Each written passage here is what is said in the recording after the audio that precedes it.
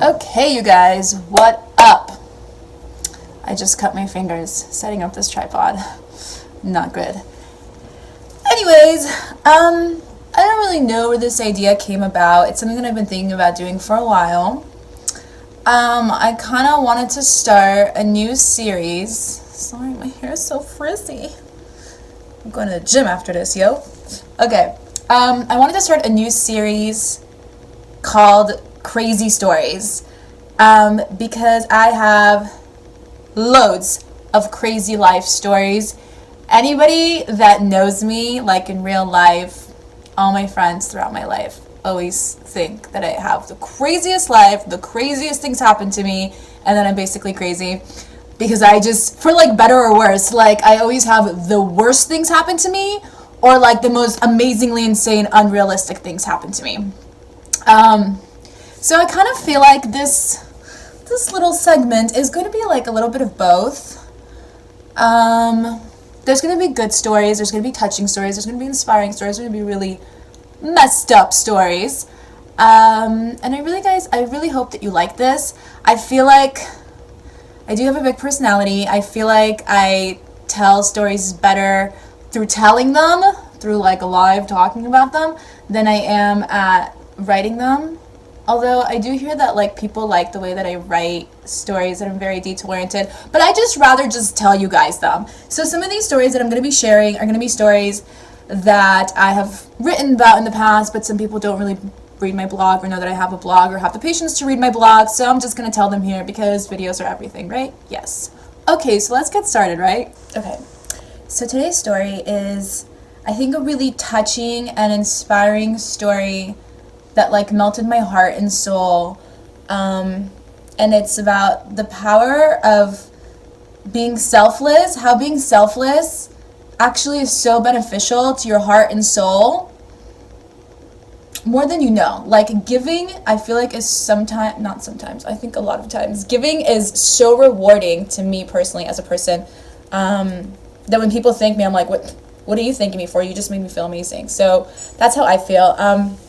Anyways, so this story took place in Curacao. Till this day, I went to this country. I don't know how you say it. Sorry, I can't say it right. Anyways, so the story takes place last June, actually.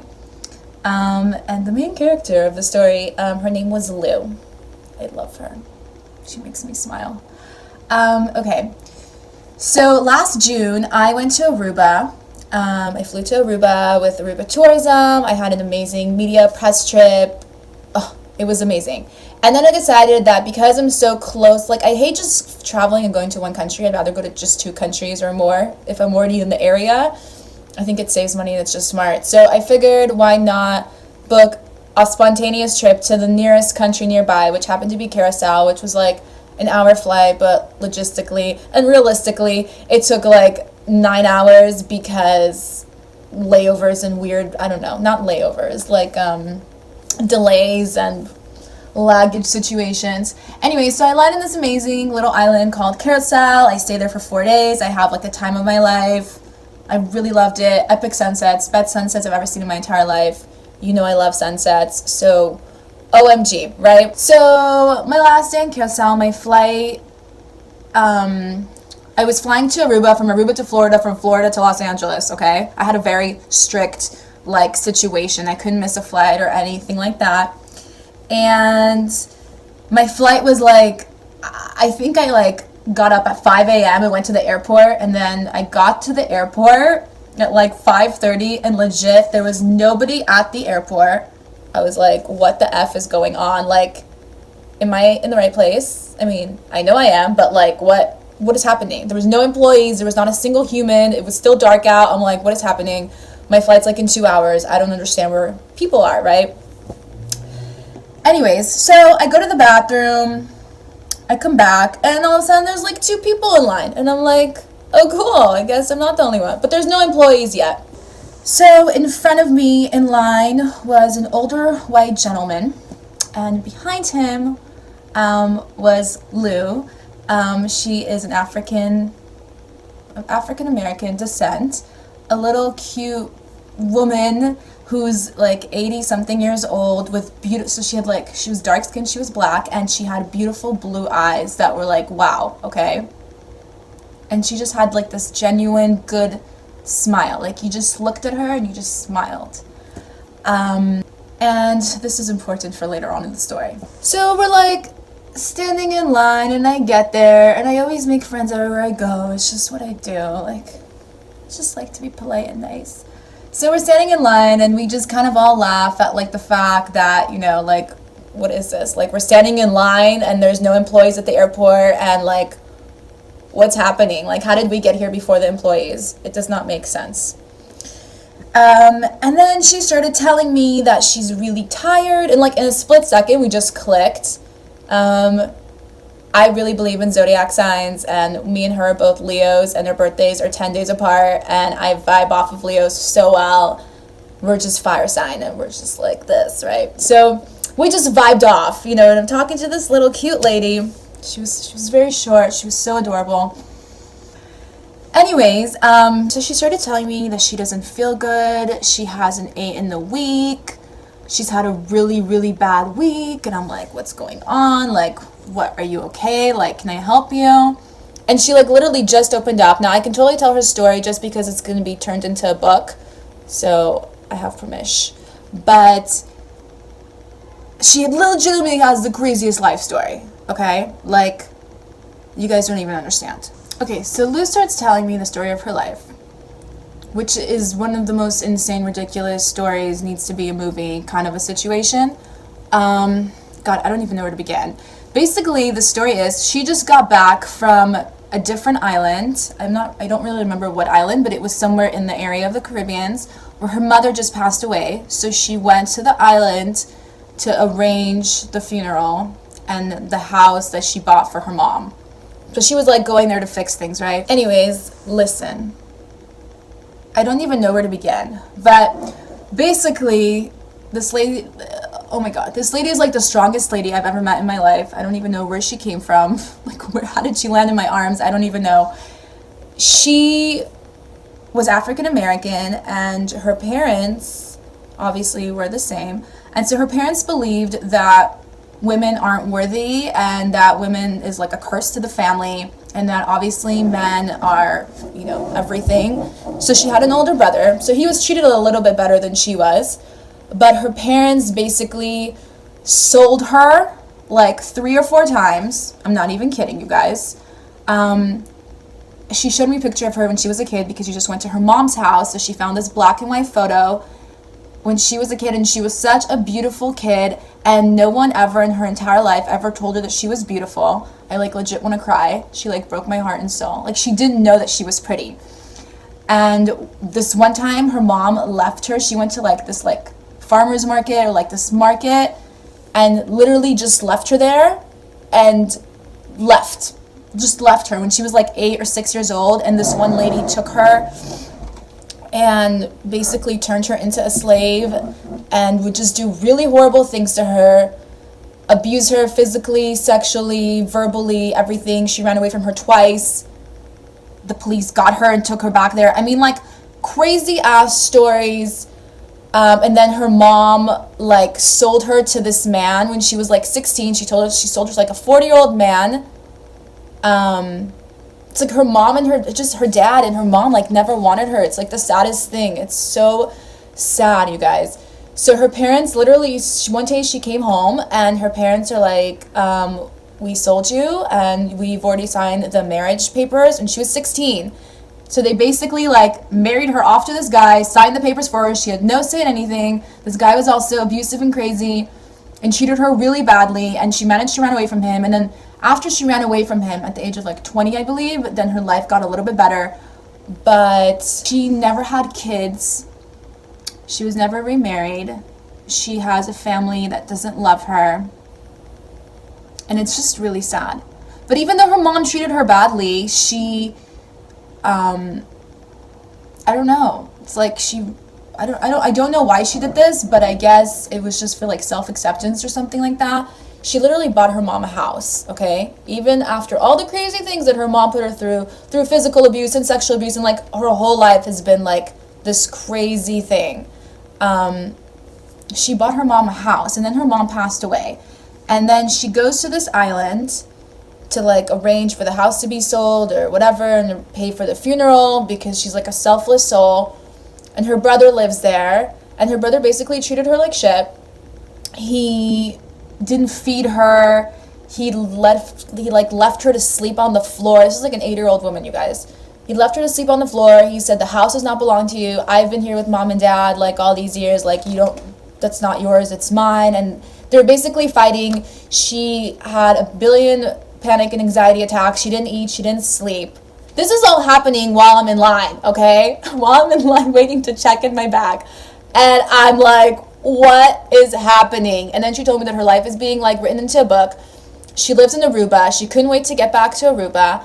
She accidentally landed on this island, Curacao, because her flight from the other country got messed up, and there was a delay with this stupid airline. And basically now she's like, so like the plane had to land in Curacao, even though that was not part of the plan. It was supposed to go to Aruba.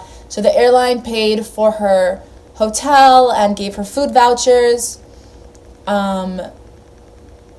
And yeah, she just couldn't wait to get home. She lives in Aruba. She couldn't wait to get home so she can get sleep and food. And she has a lot of people that love her in Aruba because she's such an amazing soul. She's really, you guys, I have really good intuition, and I'm really good with people vibes, and she has an amazing soul. Now, I'm not even sure which part of the story is crazier, like her life story or what just happened after that. So I'm like, oh my God, that's so sad. That's so crazy. You're beautiful. Like, how did this happen? Like, oh, what? Like, I don't even know what to say to her. I'm like, do you want a hug? Like, I was like, oh my God, like, how could I save this woman?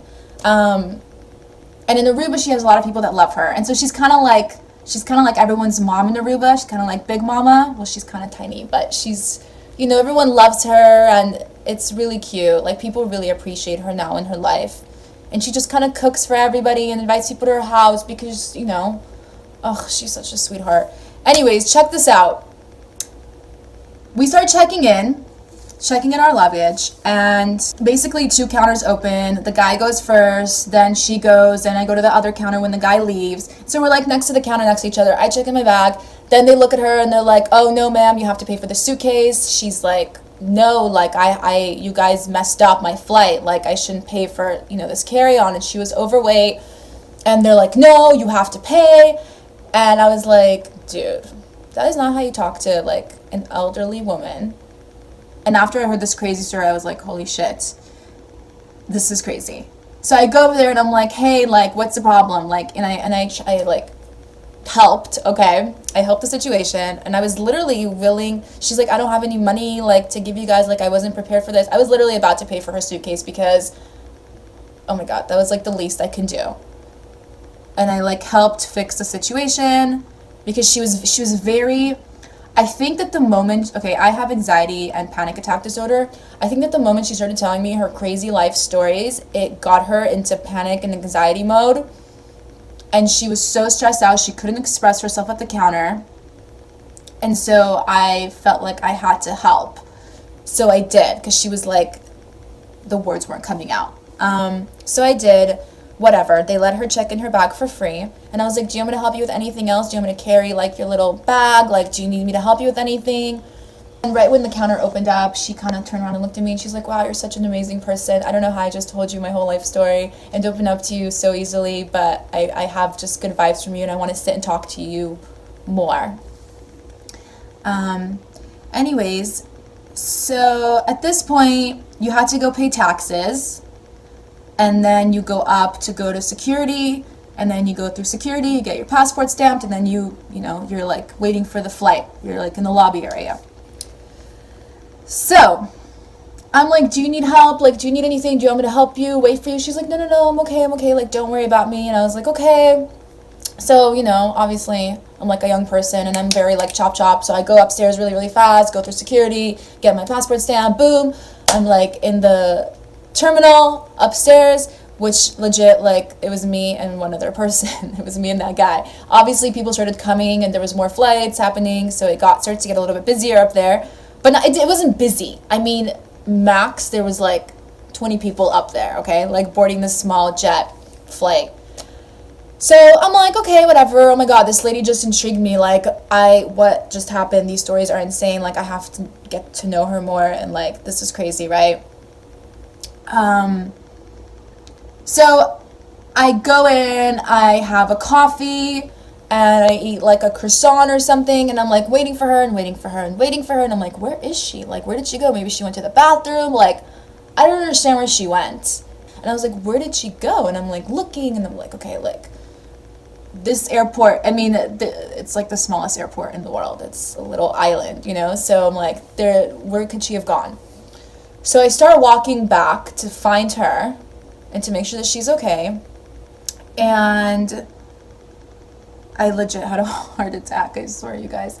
I start heading back to like where the passport stamping was, and it turns out that she legit collapsed. Okay, she like passed out, fainted.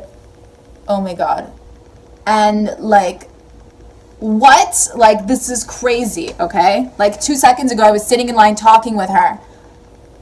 I mean, I was astounded. So we go and get her a wheelchair. We call security, like in 2.3 seconds, everything happens. And I'm like, oh my God, like, is she gonna die? Like, what's happening? I was freaking out, okay? I'm like, oh my God, if something happens to her, like, who would even care? Like, that's terrible. But like, her family's psychotic. I mean, I freaked out. I was like, oh my God, can I get you something? I like ran, grabbed all of her stuff. There was like all the security in this little small airport. I got her the wheelchair. I'm like, I'm gonna take care of her. You guys don't worry. And I was like, do you want me to get you anything? Like, what can I get you? I run, I get her a water bottle. While they're like filling out a report of what happened to her. And I think that it all happened again because she didn't eat for a week. And I believe it, because she was super skinny, super tiny. Like, she has to weigh like 80 or 90 pounds. I'm not even kidding, you guys. And she didn't sleep. She had anxiety and panic attacks. And her brother treated her really badly. And the airplane like came to this island that she wasn't supposed to go to. I mean, everything was just like not going on. And I feel like the moment she started telling me her story, it like just hit her, and it like kind of gave her like this mini heart attack. It was an anxiety attack for sure. So I'm like, okay, like, let me go get you something to eat. Like, what do you want to eat? So this was kind of like an awkward situation. I'm like vegetarian. I do not touch meat under any circumstance in the world. I haven't ate meat since I was 8. I'm 32 years old. I get grossed out by looking at it. I can't deal, right? But so she asked for a hot dog because she doesn't eat bacon. She's allergic to pig. So I was like, holy crap, this is going to be really messed up, but I have to do this for her. I don't know how I'm going to do this because I've never done this in my entire life. I mean, but I ended up getting her a hot dog, and then she was like, can you put like, what's it called? Ketchup and mustard? And I was like, oh, okay. Like, I didn't make her feel awkward about it, but like deep down I'm like, oh, like I want to vomit. But like, I had to help her. I got her like a smoothie because she's like, oh, I can't eat. Like, I'm like, maybe save it for later, because she took a bite and she's like, oh, it's so bad, I'm going to throw up. So I got her like a smoothie. I paid for everything. She's like, don't pay. I'm like, shh, like, don't worry, okay? Like, you need to be okay. And then legit, the lady like breaks down in tears and starts crying. And I'm like, why are you crying? You're killing me right now. And she's like, no one has, oh my God. I thought I was going to have, I was like gonna cry, okay? She like really touched my heart. She's like, no one has ever helped me or done anything selfless for me in my entire life. And I just met you like a half an hour ago, and you're my angel. Like, you're saving me. I appreciate it. And she starts crying hysterically, and I'm like, oh my God. And then I start crying, and I'm like, oh my God, I just want you to be okay. Like, don't worry, like, about me touching the meat. Don't worry about me paying for anything, or like, you know. And I was like taking her wheelchair everywhere and carrying my luggage, my carry-on, my purse, my laptop, her stuff. I had like 6 bags on me. I'm not even joking. Plus carrying her, and she's crying, like thanking me and blessing me. And I'm like, oh my God, like, girl, please, like, you can't do this to me. Like, you're really killing me right now. Okay, so at this point, she's crying hysterically. I'm getting teary-eyed. I'm like, I have to be strong for this person, but I'm about to burst into tears because I'm so sensitive and I'm such an emotional person, and I can't handle this. Like, this lady is so, like, selfless, and oh my god, like, ugh. It was really, really, really, really intense. So then I took the wheelchair to the terminal, like to our gate, and I sat with her, and she told me more stories, and again, she thanked me 200 times, and I'm like, I need to talk to my mom because I need to cry to somebody because I can't deal with this right now. This is so ridiculously insane and emotionally, like, shocking, and I'm speechless, and I don't even know what to say, but all she really wanted was somebody to listen. I mean, obviously I told her that she deserved so much better, and she's such an amazing soul, and you know, I'm so proud of her for surviving all of that, and just being a really strong soul, and that she didn't deserve any of it. And then I went and I grabbed her ticket. I went to the ticket booth and I asked them if they can arrange for me to sit next to her. That way I know that she's okay throughout the entire flight, because if something, God forbid, happened to her, oh my god, I couldn't live with myself. So they're like, yeah, sure. They went, they rearranged it. It was a really small plane. It was like two seats. So literally like 27 rows or 22 rows, I believe. I mean, God. I don't know. I just, you know, maybe you don't know, but my biggest role model in my entire life has always been my grandma. I lost her at a very young age. She was only 60 years old. I was 15, and she was the closest thing to me in the entire world, and I wear this ring on my finger since I was 12 that she gave me before she passed. It's kind of like the last thing I have of her, and it never comes off my finger. It's always a reminder for me to stay humble and follow my dreams, and she's always looking out after me, her and my grandfather. So, you know, my grandparents were such a huge impact on my life, and I so missed having that, I don't know, that feeling, that connection. And although I just met this lady, I just felt such a deep connection, like a grandma connection. I don't know, I feel like it's because I used to help my grandma a lot, like walk, and she was really slow at walking and just different things, and I just felt like I can, like, contribute and help somebody. Like, I don't know, I feel like that's such an amazing feeling. I don't really know how to explain that feeling, but I don't know. It just makes my soul smile. So, you know, we stood up, so then, like, they started boarding, and we stood up in line, and it was one of those planes where the terminal doesn't connect to the plane. You have to get into a bus, and from the bus you get to the plane, then you have to walk up the stairs.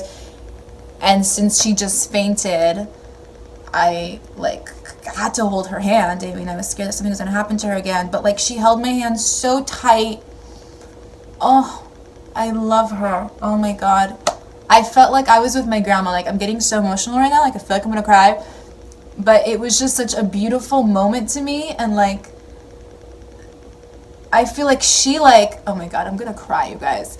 I feel like she really, like, touched me and helped me and gave me, like, that grandma feeling again. And although she, like, thanked me like 200 times ever since, I feel grateful to have had the opportunity to help her and to meet her and to, you know, all of that.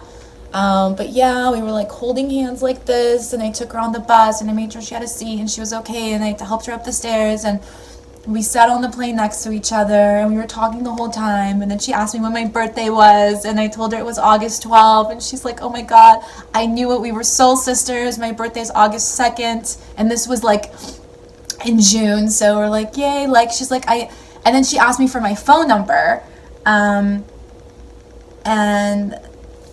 to call me and thank me later. And I was like, okay, but I didn't really think that she was actually going to call me.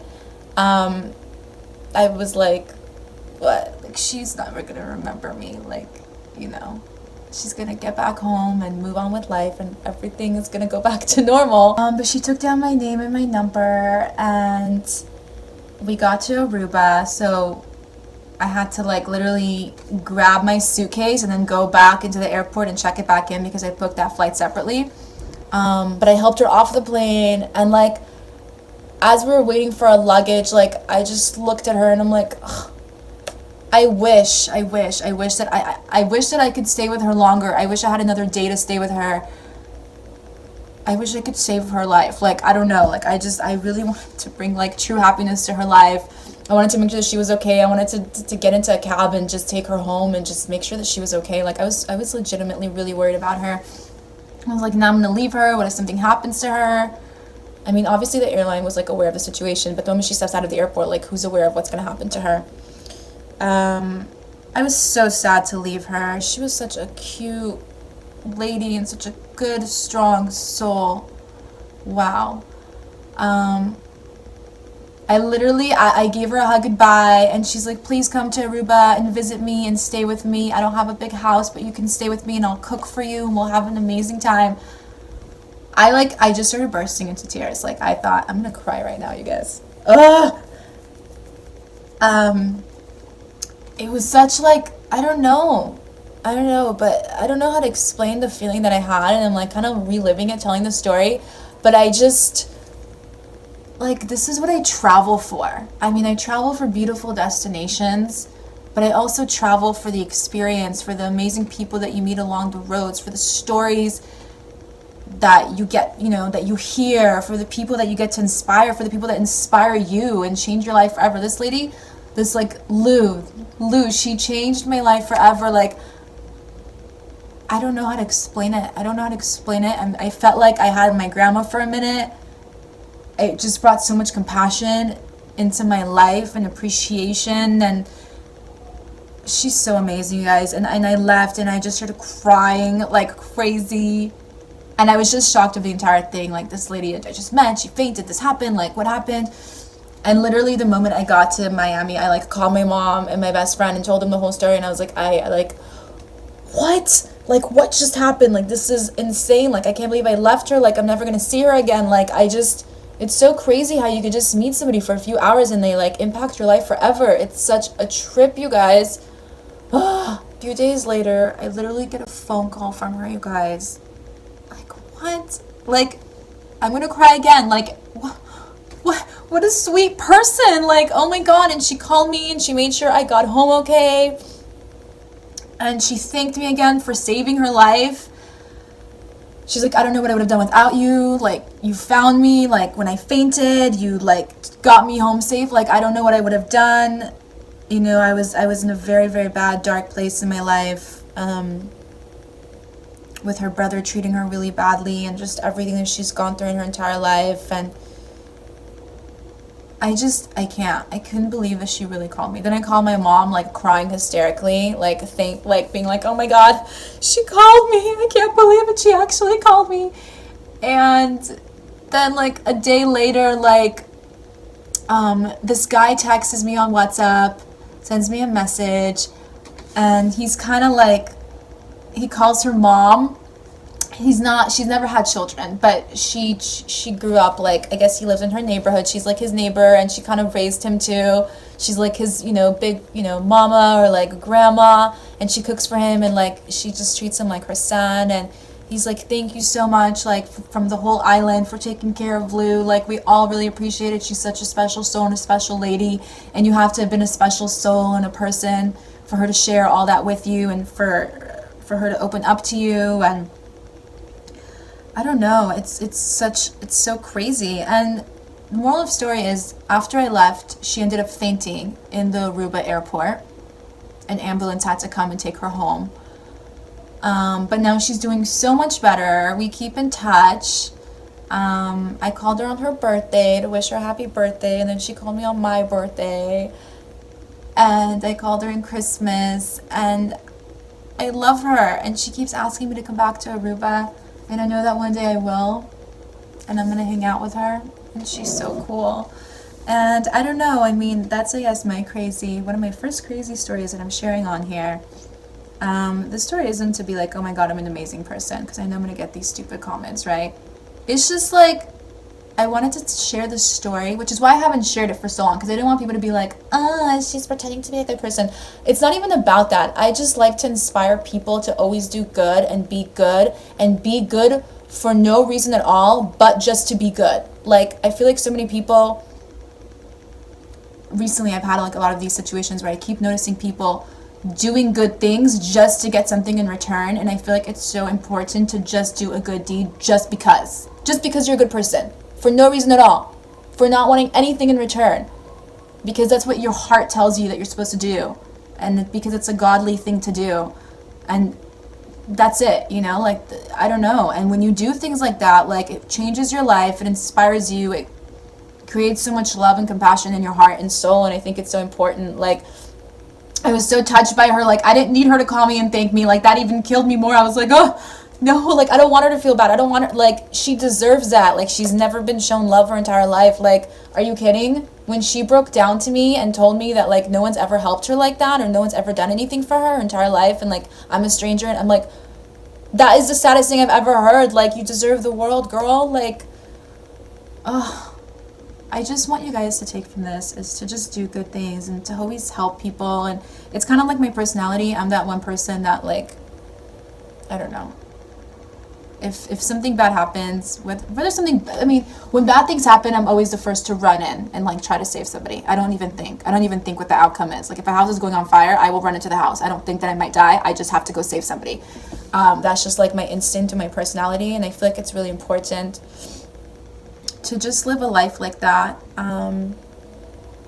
Yeah, so I guess I told this story to hopefully inspire you, and the next time you see an elderly person or a person in need, or just smile at people, just be a good person and smile and say hi and be polite, and you might literally change someone's day or life, and you might not even know it.